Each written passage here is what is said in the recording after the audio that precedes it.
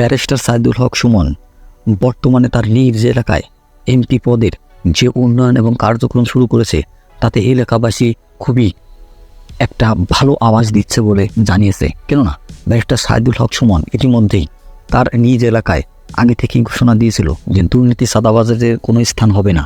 ইতিমধ্যেই তার কাজ শুরু করে দিয়েছে এবং যত বড় ক্ষমতাশীল হোক না কেন, যারা অবৈধভাবে সরকারি জায়গা এবং যারা জনগণের স্বার্থ না দেখে নিজের দখলে নিয়ে নিয়েছে যেসব এলাকা, তাই উঠানোর জন্য চেষ্টা চালিয়ে যাবে এবং বৈধভাবে সেসব স্থানে কাজ করা শুরু করে দেবেন বলে জানিয়েছেন।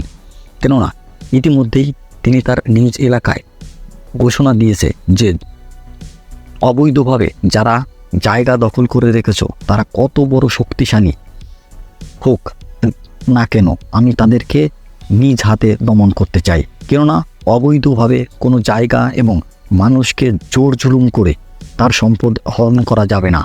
তাহলে আমি আমার যতটুকু সাধ্য আমি ততটুকু সাধ্যভাবে এসবের মোকাবেলা করব। তাতে আমার এমপির আসন থাকুক বা না থাকুক, আমি আমার জনগণের জন্য উন্নয়নের কাজ অব্যাহত রাখব।